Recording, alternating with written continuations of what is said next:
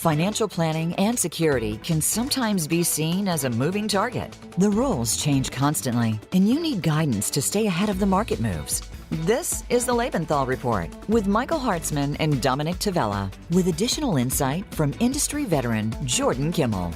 We'll break down the news, trends, and overall direction of the markets, telling you what may be coming next, investment opportunities, and what to avoid. Now, here are your hosts, Dominick Tavella and Michael Hartzman.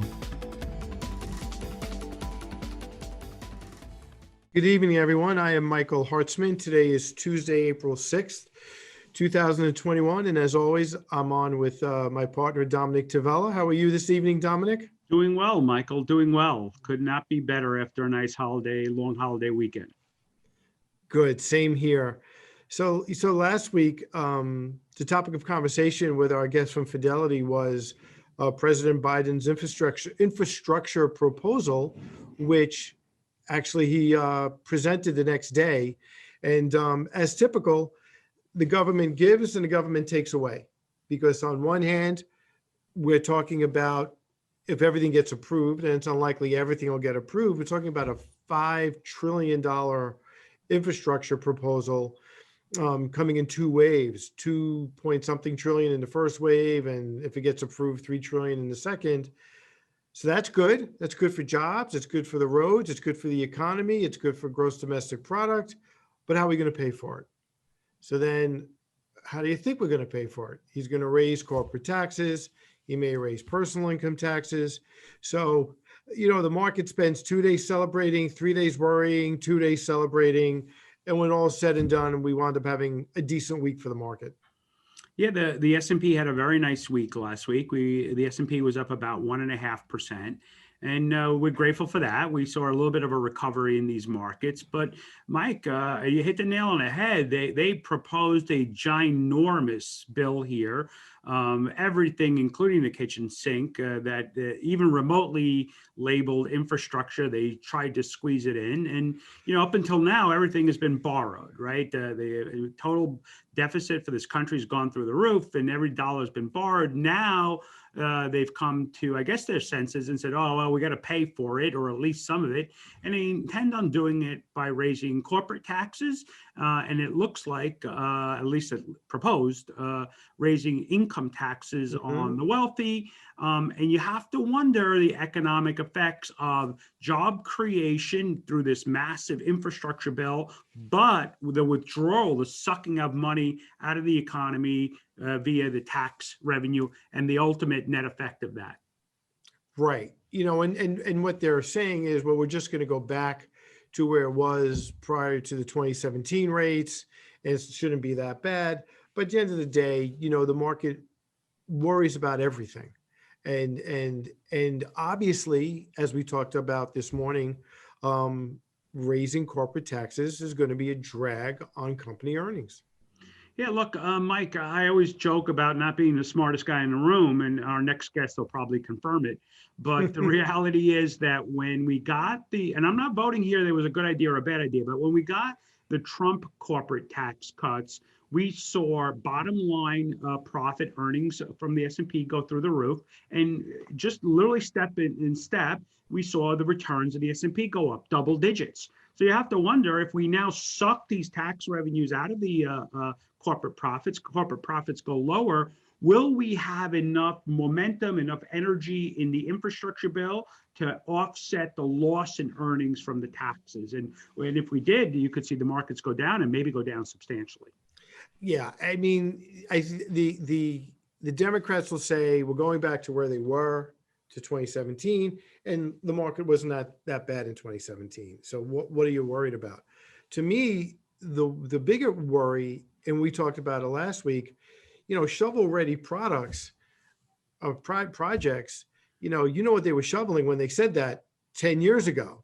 I mean, nothing happened. We know out of the $1 trillion that the Obama administration approved for infrastructure, I think basically $300 billion, if my memory serves me right, actually went for infrastructure.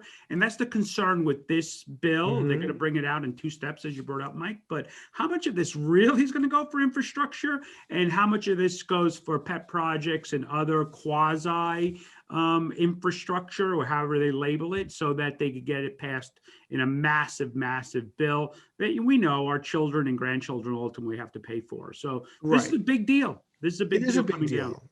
It is a big deal. What's the definition of infrastructure, right?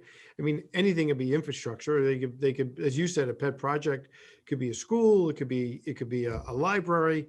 Now, again, if they're creating jobs, I could see how they could lump it all in there, but it does seem like they shoved a lot of things into this package. So hopefully we would think some of this will ultimately also be agreed to by the Republicans, because it's in everybody's best interest, but maybe a pared down version, maybe a cleaner version, at least to start with.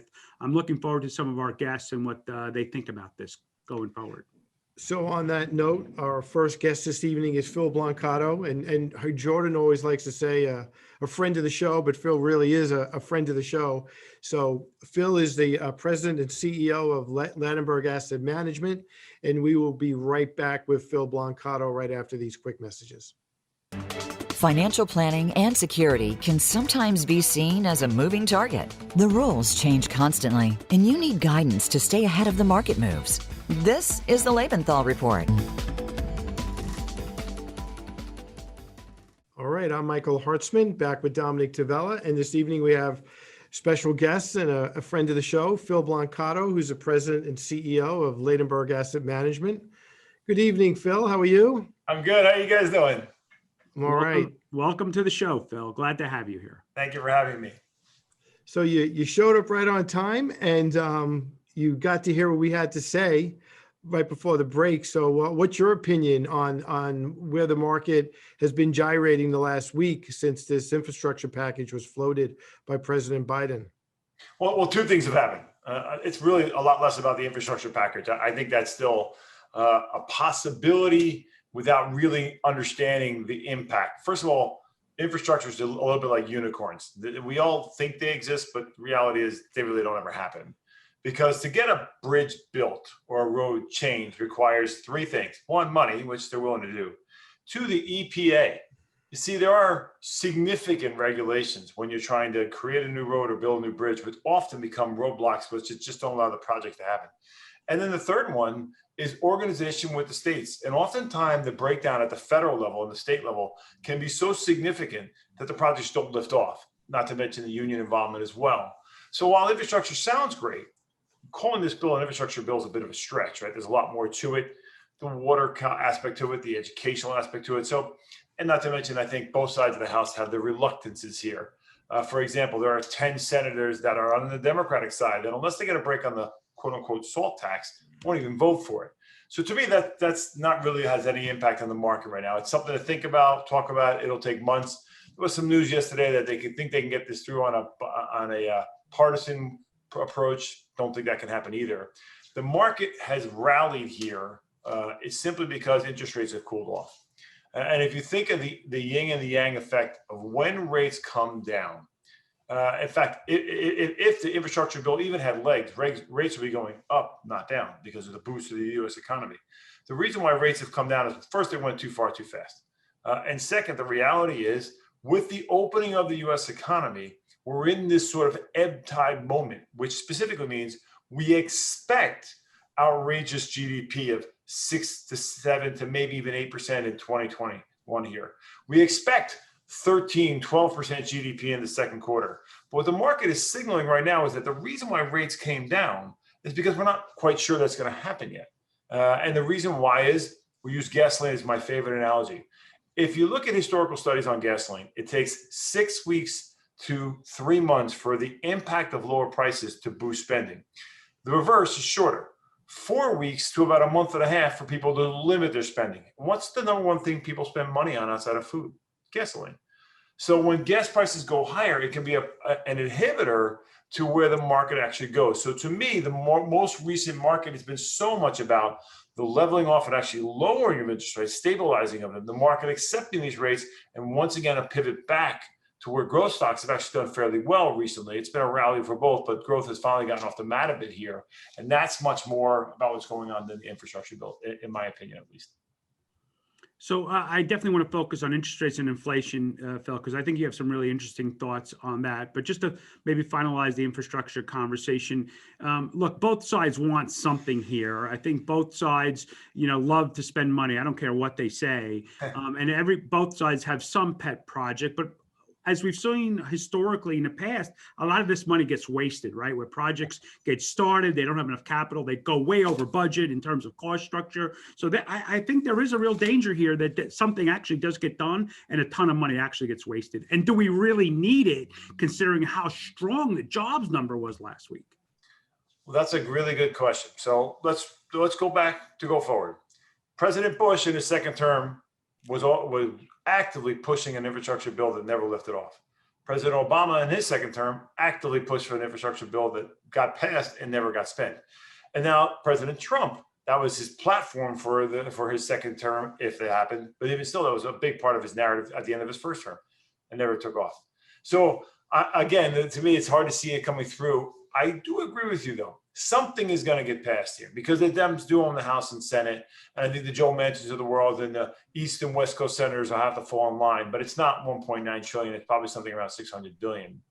And if that goes through, it's more money on top of the money we've already spent. We spent 25% of GDP, arguably in the last 12 months, bridging 2 different years. So now you're just adding to that pile. And the jobs number has been robust. But the question of do we need it is a provocative one. So here's where you and I are in complete agreement. I think it's a bit of a scam around what we described as an infrastructure bill, how much we need it. When you look at the money we spend building and rebuilding our roads on an annual basis, it's more than any other country by far. And in fact, that's been the narrative at the state level for the last 15 years, is the constant rebuilding of U.S. roads. Are there roads that need to be fixed? Are there bridges that can be? Of course, but that's an ongoing, perpetual situation. So to make it assume like a zero of that is one thing. That just doesn't make any sense. But here's where the interesting narrative will come. What do you define infrastructure as? Is it internet, broadband for all? Is it something along the clean water supply? Is it, believe it or not, the infrastructure for a stronger technological education? So it is in the definition of infrastructure that has me most intrigued. Because if this is about roads and bridges, it's a waste of time. If it's about a newer definition or a different definition that you can rally bipartisan support for, that to me would be a stimulus and money probably worthwhile spent, albeit we've already spent, in my opinion, a bit too much. So I said that earlier, what's your definition of infrastructure, right? So I couldn't agree with you more. Is universal Wi-Fi across the country, or Wi-Fi wherever you go. So if that gets done, who are the winners and who are the losers in a scenario like that, Phil? Well, that's a good question. So we got to ask ourselves, what would they build? And it would certainly be the 5G initiative. And the 5G is a bit of a political football. You think of the winners there, it's from the manufacturers, the Qualcomms of the world, through the providers, the Verizons of the world, to the T-Mobiles of the world, and then the actual infrastructure hard materials and where they may come from. In the narrative, build America better, I believe that's the correct way to say it, you could have a scenario where we do create the actual hard products in this country, which we do to this day, but nowhere near what they can produce in China via Huawei.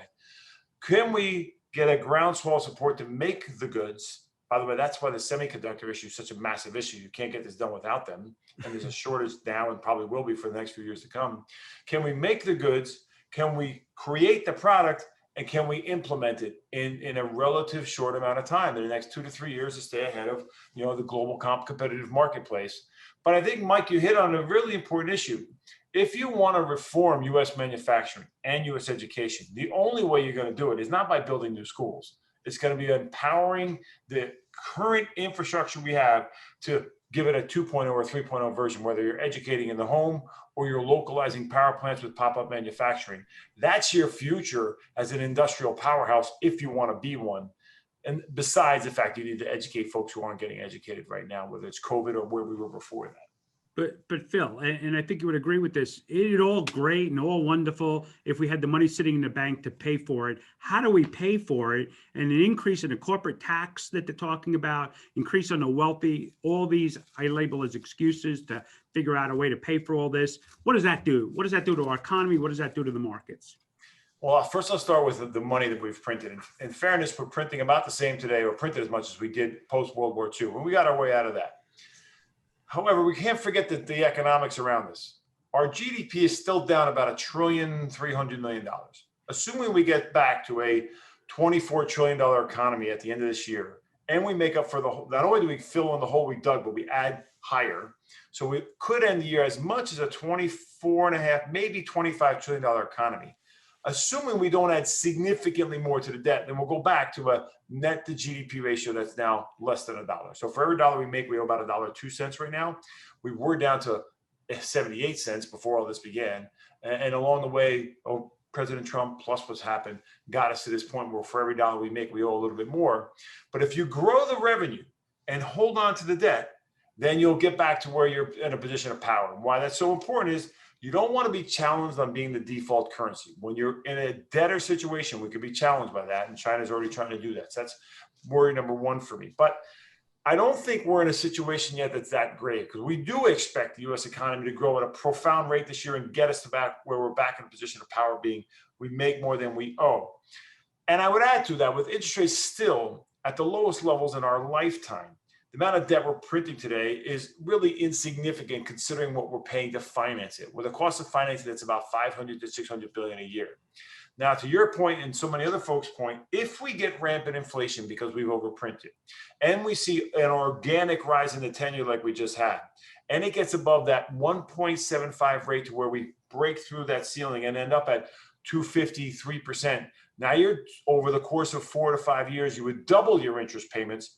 Your discretionary spending at the federal level will come down, and you're in what I call the governmental death spiral. Because the more you print to get out of it, the more you spend to finance it, the higher your debt costs are going to go because of the concern about your ability to pay. So we're at an inflection point. And as long as we grow it this year and maintain, we'll be fine. But I don't think we can add any more to this when 2/3 of our budget is already spoken for with Medicare, Medicaid, Social Security, Defense. That 1/3 we have left, unless you want to see it go away and you can forget any thought of having programs that can grow the U.S. economy, you've got to maintain your debt posture here. I think you've done enough. What we've done so far is fine, but I don't think we can do any more. And to your point about taxes, there where I am staunchly against the movement of the corporate tax rate. Remember, we have a lot of pass-through tax in our tax system. So when you compare, and it's been some really unfair comparisons about where we are today against Germany, against Japan, against other countries in Europe, about how our rate is lower than some of the bigger developed countries in the world. It's not fair. You're not looking at the pass-throughs that are in the tax system. And the mistake that's being made right now is by amping the tax rate up from where it is to 28%, would simply make us uncompetitive again. And to think that we can, and I'm a fan of Jill, and I think she did some amazing work back in the financial crisis and growing us out of it. But this concept of making the rest of the world raise taxes so that ours doesn't hurt as much is ridiculous. Bill, I just So want to we point either out remain one competitive thing, or we're not going to be. I want to point out one thing so our guests understand. When a pass-through is a small business owner and whatever the business earns ultimately gets taxed at their personal tax rate, which could be 37.9 and another 10% here in New York, you're talking about businesses paying at almost 50% tax rate. Right. So this corporations aren't paying taxes is a big fallacy that I don't think is really explained thoroughly or correctly. It's a shame, Dominick, because you're hitting on something that's near and dear to me. We as an industry do a horrific job of trying to make things simple for people to understand. Our corporate tax code is still one of the more aggressive in the world when it comes to the amount of money we generate because of the pass-throughs. And it's probably more transparent than any other country in the world in that sense.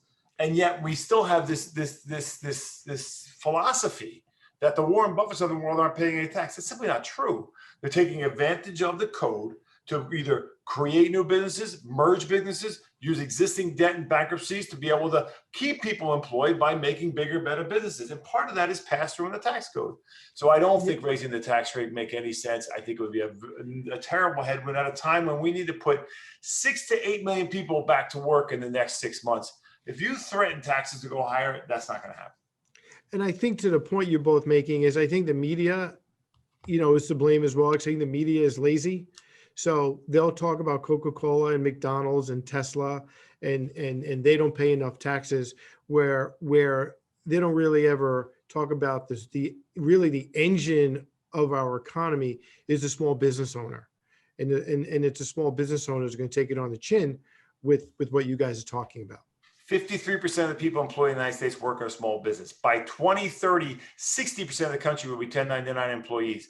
Either we understand that, and that's what makes us so powerful. That's what makes us so unique, because you can be an entrepreneur. You can start a business. You can grow yourself out of poverty if you want to. If we take that away with an aggressive tax system, we'll be back to where we were, and I'm a straight shooter. I don't pick sides left and right. It's irrelevant to me. But if you look at where we were in the last 20 years, the tax code suppressed that initiative, where we had higher levels of unemployment for an extended period of time.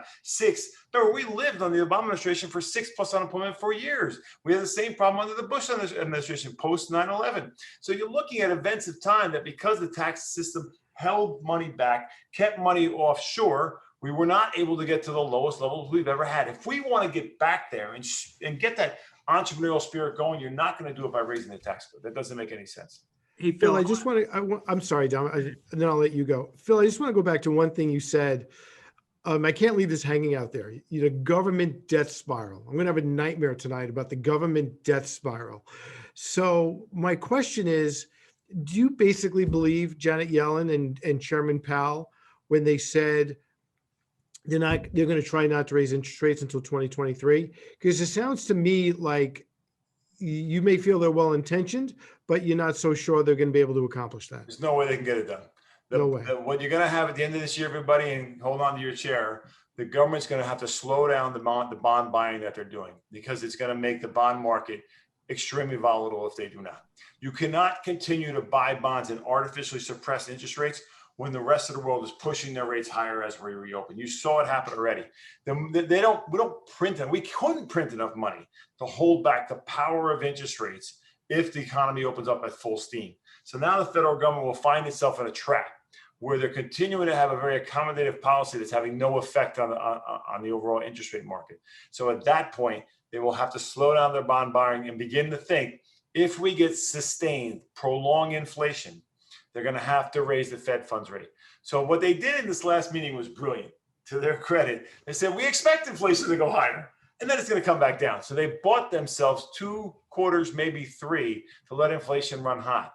And their argument is pre-pandemic inflation was sustained, but we also didn't print this much money. We also didn't put this many people back to work. And to Dom's point earlier, we didn't have $1 trillion in savings that's about to flood into the marketplace over the next 12 months. So in that scenario, a sustained prolific move in interest rates higher will have an impact on the Fed. They will have to slow down, because if they don't, we enter that death spiral, meaning interest rates go higher and higher and higher. They have no choice but to print treasuries at a higher rate of return, which costs more money to finance, which we have less discretionary spending, which then puts the quality of our debt in jeopardy, the amount of money we generate as a country, and suddenly it begins to spiral like it did to Japan. If we go look back at the textbook, what Japan did wrong is they bailed out all their corporations by absorbing that debt. They didn't let that debt default. They didn't pay it off. So now for every dollar they make, they owe 2. And their credibility as an economy, which once was going to be a global superpower rival in the U.S., is now not even maybe in the top 5. So you have to look at history as your guide and suggest that if you print too much and aren't aware when you can't manipulate interest rates like Japan tried to do, it's a bad scenario, no different than Europe is in right now. Hey, Phil, we have a couple of minutes left, and I just want you brought up a point privately, which I really was shocked, and I looked into it, and of course, you were absolutely correct. The number of new business creation in this country, I'm deeply worried about all these businesses that went out of business and will never come back, and I was worried about whether the employment situation would get better and by how much. But you brought up the number of new businesses that were created in this country during the worst crisis in maybe our lifetime. Talk about that a little bit. One of the powers of our system is the U.S. bankruptcy code. We forget sometimes it was designed to protect the small business employee and the small businessman. So in 2020, we had more new business applications than ever happened before.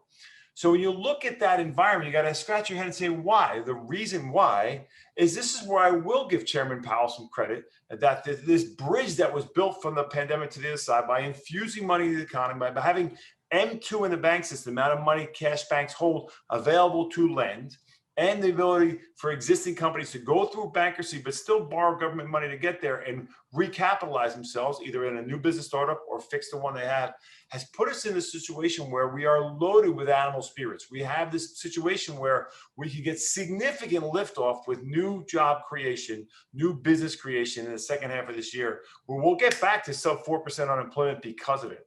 And it's because of low interest rates, the ability to lend, the money the federal government printed and put out there, and we didn't have any business creation in 2020. We couldn't. So it actually held over into 2021. The applications are there, but the businesses are now going to have a chance to open. So I'm very optimistic about the unemployment market, which is why I'm optimistic on this year, which is why the Fed, I think, is being far too Pollyanna. But you're spot on, Dominic, that we are in a situation where the capital is there, the people are there, the buildings are empty. Entrepreneurial spirit that made this country so great at the grassroots level is just phenomenal. And I don't think enough people talk about that. It's a shame because that's who we are. So you've created the gunpowder, the fuel, the gasoline, whatever you want to call it, to lift off the U.S. economy through small business creation. And you're doing it because of the amount of money. Now, the trick is, don't bridle the banks with regulation. What I did not like is when they let SLR shut down. By making the banks include treasuries in their ratio of leverage just means they can lend less money and they won't make as much, which is a problem. You want banks to make money. That's what the driver of our economy is, the finance engine. And it's also made them maybe overly regulated at a time when we need banks to lend. We need them to take some risk. We want them to give that crazy small business idea an opportunity to really create euphoria in the business market, which then translates into tax dollars and to unemployment wages. That was a disappointment to me. I hope the government doesn't do more of that because that would be of great concern. Phil, we will definitely have you back to finish this conversation. And we appreciate your time this evening. Thank you very much. Thank you. Barely scratched the surface, but I'm looking forward to doing it again, buddy. You got it. I'll see you. Take care, everybody. Financial planning and security can sometimes be seen as a moving target. The rules change constantly, and you need guidance to stay ahead of the market moves. This is the Lebenthal Report with Michael Hartzman and Dominick Tavella. We'll break down the news, trends, and overall direction of the markets. Now, back to the Lebenthal Report. And welcome back to the Lebenthal Report. I'm Jordan Kimmel. It's a pleasure to bring on our next guest. It's Howard Gold from MarketWatch. And Howard, it's so good to have you on. And thank you for having me.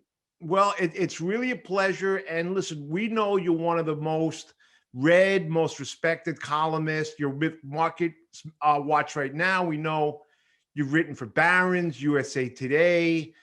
You've been around for quite a while. And I know you actually brought out a piece today that you really wanted to share. And so why don't you share the piece you actually released today? I have to apologize because my computer is down, so I just can't refer to it. But it's something I've written many times, actually since around 2012, that I thought that of all equities, now I want to make very clear, as I made clear in the column, I'm not suggesting people throw a lot of money into the stock market now, because as you know very well, by many measures, it is very highly valued.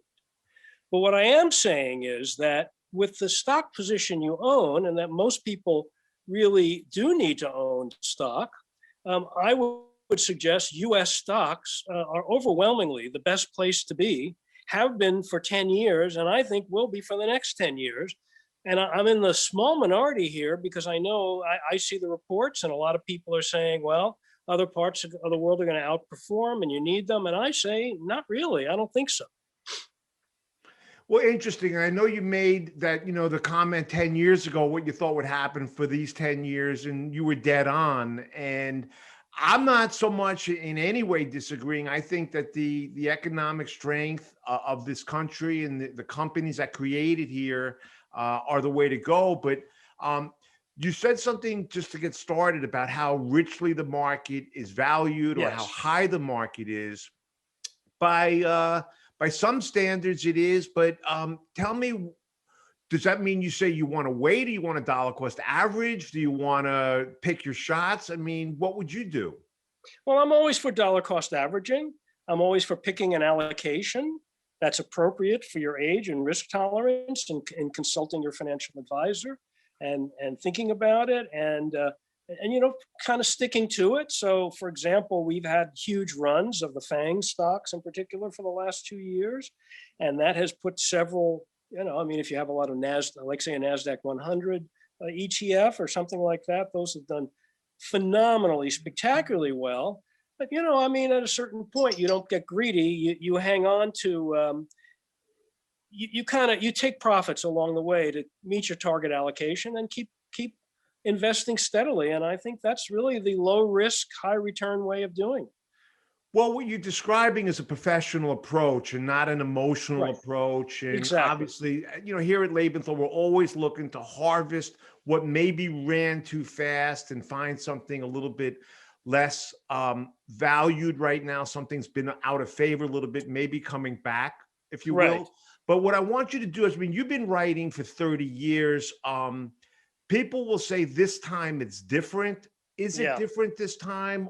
And I want you to kind of share, if you will, not only what people should do, but maybe 3 common mistakes that you feel investors make trying to save for the future. Well, I think the most common mistake people make is letting their emotions get the best of them. Number Okay. one. And I think from that you derive either, as we know, last year we had a huge decline, 34% decline in the S&P. I remember very well 2008, 2009, we had a 49%, I think maybe even more, 54 maybe, I'm not sure the exact number. But it always seems when you're in the middle of a situation at the very bottom, or when it's much, much higher, it always seems like it's going to continue that way forever. Right? People can't look past that because, listen, I succumb to fear too. I get nervous when the market gets low because I have my retirement invested too. But I think it's very important at those times, especially, to hold steady and to have a steady, disciplined approach where you keep investing because you're buying stocks cheaper, and it's very hard to do. We are not, as human beings, wired to look past to the long term, even though our brains can do it. Our cerebral part of our brains can do it, but the reptilian part of our brain says, no, get me out, or yes, crypto's at 60, Bitcoin's at 60,000, it's going to 200,000. I'm not commenting on what's going to happen. I can't predict. I don't understand some of these markets either. But what I am saying is that people generally get caught up in their emotions. They follow the crowd. And I think that, to me, is what you need to fight. You need to fight, in a sense, human nature to be a good investor.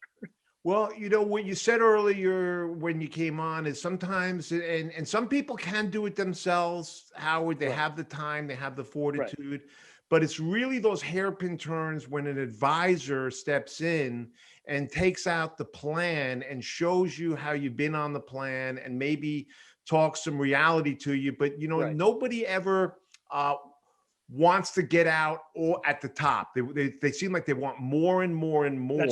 That's right.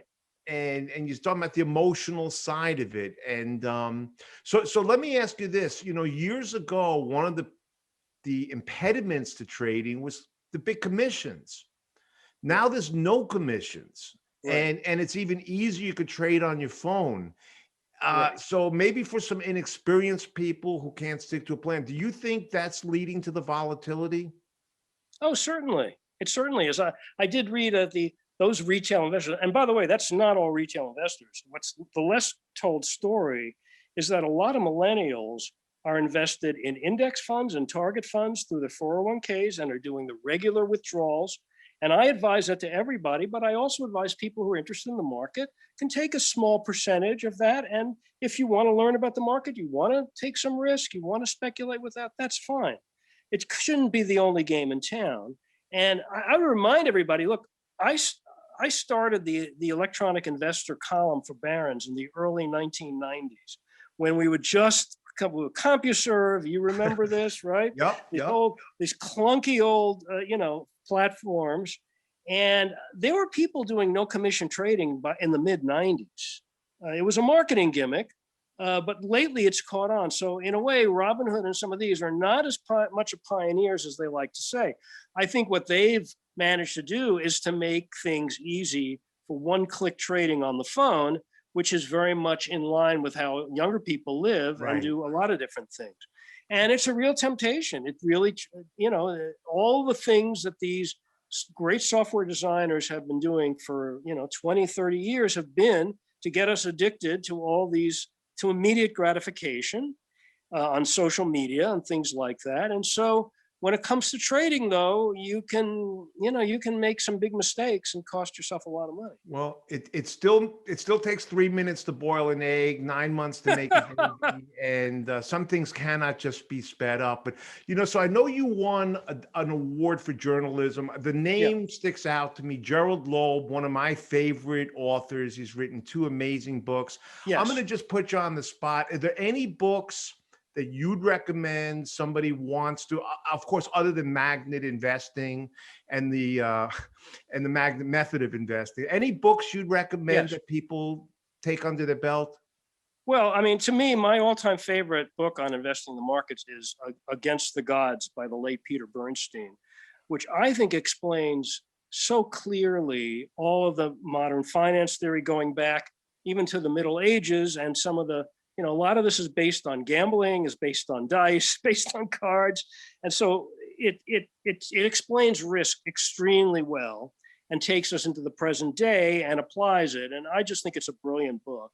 And I would recommend that one to everybody. Okay. I would recommend less. I don't think Ben Graham and some of those people are as relevant anymore. I really don't. I don't think the individual security, the using, intrinsic value and things like that, it seems to not make a difference in this market. Could that change next year or next decade? Sure. But I would look at more of the macro books than at anything else. Interesting. Well, again, a lot of people move to indexing and product oriented, and that's a bulk of a lot of people's portfolio here at Lebenthal as well. Right. And Howard, I do go into the individual stock level. There happens to be a book out called Benjamin Graham Was a Quant. And frankly, he was, but he had to go to the library and actually look up earnings and revenues. Yes. So there's tools that are available to the individual, I believe, to really distinguish companies from one another. Most people don't have the time. And look, in my last book, Howard, frankly, I wrote, for most people, a low-cost index fund is a great solution. I agree. Couple that with an advisor who can actually move you around these low-cost index funds. You might even have a better plan. And on that note, what I want to do, Howard, before we run out of time, I want to bring on Dom and Michael. I want to ask the engineers to bring them on. And Howard, you have just so much experience. We're not looking for what to trade, or I'm not sure what they want to ask you. It's the bigger picture and how we handle clients here. So Dom and Mike, jump in. Maybe you have something for Howard. Good evening, Howard, and thank you so much for joining us. I want to make sure I heard right. The focus of your article, because I haven't had an opportunity to read it yet, is how your portfolio should be U.S. based as opposed to international based. Am I getting that correct? Yes. I mean, I think having some international exposure is good. I mean, I think it should be targeted markets, but I don't really feel that international stocks, especially emerging market stocks, which is where I'm really contrarian, give you a lot of diversification, because I don't see them moving tremendously different from the US. At least they haven't over the last 10 to 12 years. And I think the US is a much deeper, richer market. You can capture all the sector rotations by being in the US. You don't have currency risk. You don't have any of that. And I just feel, and the other thing is that Europe, look at how poorly Europe is doing now with the vaccination. I believe we're coming out of this. The OECD is predicting 6.7% growth for the US economy, which would be the biggest since 1984. Europe is kind of floundering, and I don't know when they're going to get out, but I think they're going to lose a lot of competitive ground in the middle of this. And when you look at developed markets, what else is there? Japan? I mean, there's not much, and which leaves you with emerging markets, which I think have some real serious issues for US investors. in terms of the domination of China in emerging market indexes. It's 40% heading to 50%. And you're really buying China when you're buying emerging markets. And I think that's problematic for many, many reasons. Point, Howard. And yet, Howard, literally myself, Michael, Jordan, we've been in the industry for 30 years. And I think for 30 years, I've been hearing that you need to keep at least a third of your money in international. And that would have way underperformed if you actually had followed that criteria, right? Absolutely. 535% in the last decade, from the bottom of the bear market to the top in 2020 for US total market, versus like 200% for either developed markets or for emerging markets, which I have to say, every year the Wall Street firms come out with a new report saying, this is it, emerging markets are going to outperform. This is the year. It's finally going to happen. This is the year. Yes. Hey, Howard, this is Michael. I just want to switch gears for 2 seconds. Sure. I've been having barons thrown in my driveway every Saturday morning for probably the last 30 years. I'm sure Dom and Jordan are in the same boat. And the thing I really look forward to every week was to see how Alan Abelson was going to sum up the week and talk about the week going forward. And he was just a terrific writer, and he was funny, and he was always spot on. Do you have any memories of him in particular that you could share with us? Well, when I worked at Barron's, I was on the online side, and Alan was definitely not an online kind of guy. I think he was even until fairly recently a kind of a manual typewriter, two-finger typist kind of guy. Well, I always loved the fact that he was such a damn good writer, and I've always admired good writing. I like to read good writers. And I quite frankly, I just find that business journalism has always been a field that has not had a lot of that. Sports journalism has had wonderful writers, political feature journalism, all of them wonderful writers. And we've had a few, but Alan was in a whole other category. And he also had a real wit. He was a genuine wit of the top class level. I mean, kind of in the level of a Mencken, or you think of the great American humorists. He had that kind of wit, and he applied it to the market and business. And he was also very cynical. I mean, I knew him. We'd have conversations sometimes. He was actually a very nice man. He smiled a lot. He was very gentle, but he was very cynical, and no one could put anything past him. He had a BS detector that was probably higher than a radioactive detector. I mean, you could not fool him. And people knew it. And I think a lot of people, even people he wrote critically of, really respected him. And he didn't take it personally at all. That was his job, was to tell the truth, and he did it. And he was a real. I mean, I do think of him as someone who I sometimes aspire to reach and never succeed at, but especially bringing in humor into business writing, which I think can be a little dry sometimes. Yeah. Thank you for Howard. You've been doing what you do for a lot of years. You're currently one of the most respected voices out there. And Thank you. We really appreciate you taking the time to join us. Somehow, I don't know how we already came up to break, but we did. Maybe we could have you back later in the year. Love to, sure. Available. I'd love to bring you back and that BS meter. That would work terrific. It's developed over time. I'm sure it has. We could use it, believe me. And we're not on network TV where we could say that. So thanks. Thanks for the colorful approach. And we'll be back with more Lebenthal Report following the quick break.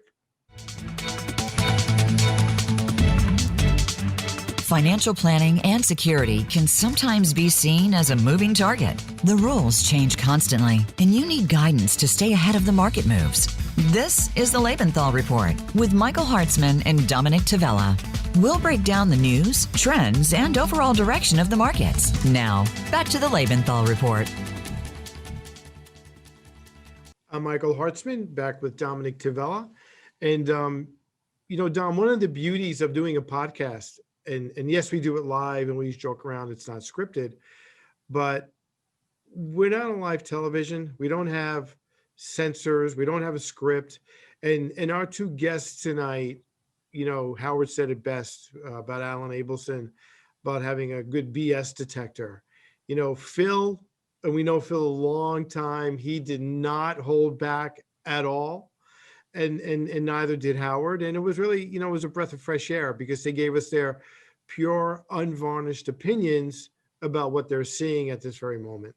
Yeah, it's refreshing, and we've brought up numerous times why we're doing the podcast and how we usually have these kind of conversations in private, right? And then we get to discuss and debate with some of our guests and what we think. But it's always done in private, and usually you can be a lot more open and transparent in your thoughts. And the idea that we can bring these kind of guests now to the podcast, we don't have to worry about censorship, and we don't have to worry about commercials, and we don't have to worry about some of the more famous people on the business channels and what their motivation is.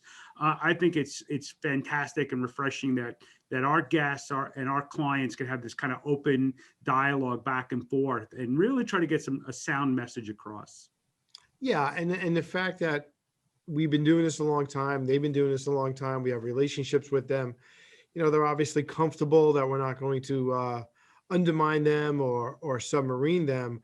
But for them to, Phil, the government death spiral. I mean, I don't know where he dug that one out of, but that was pretty impactful when he talked about that, and he really laid it out beautifully. Yeah, Phil spends an awful lot of time on the networks, and also he's the president of Ladenburg, and he's got a terrific practice and does a really fantastic job of asset management and allocation. And so we're always joking back and forth and sharing ideas. I'm appreciative that he joined us. And his thoughts are powerful. I think we at least have to consider those kinds of ideas, and then what do we do about it, right? How do we plan it in our own portfolios? How do we take care of our own clients, thinking that thing might be possible, right? Well, that's the thing. He really mentioned something, and you and I read a lot, and we sit with a lot of portfolio managers. And I was on a call this morning with a really famous chief investment officer who we both know, and she was talking about green fields and sunny skies and not any of this. And unfortunately, we hear that part of it, and a lot of them just don't have the courage or the conviction to lay out, well, here's the other part, here's the other side of that coin. Yeah, one of the things that we're always dealing with, Mike, is that, when you look at what happened last year and the correction that our guest brought up in March of last year, we know what the outcome is today, right? You can look backwards and you have a crystal ball that works perfectly. And so based on that, the outcome, exactly how you should have positioned your portfolio.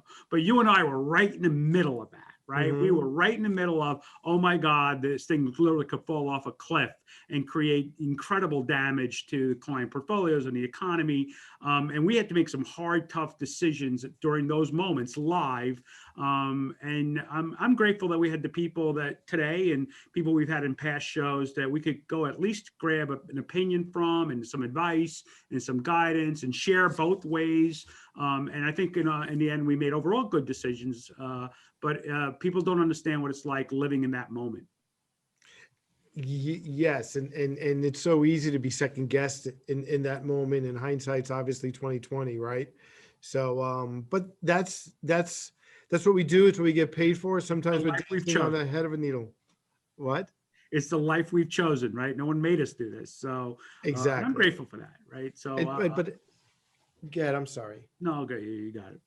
I was just to say, but having access to this type of information is what really helps us get through it.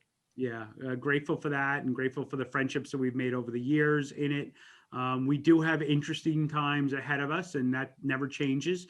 I'm grateful we had a nice week last week that took a little bit of the stress and pressure off. But I think the next couple of weeks, couple of months are going to be even more interesting. We have to really be diligent of the steps that we take. Well, we'll just continue to do what we do, and we will be right back here next week. Thank you, everyone, for joining us, and stay safe. Stay safe. Wear your masks. Thanks for tuning in to the Lebenthal Report.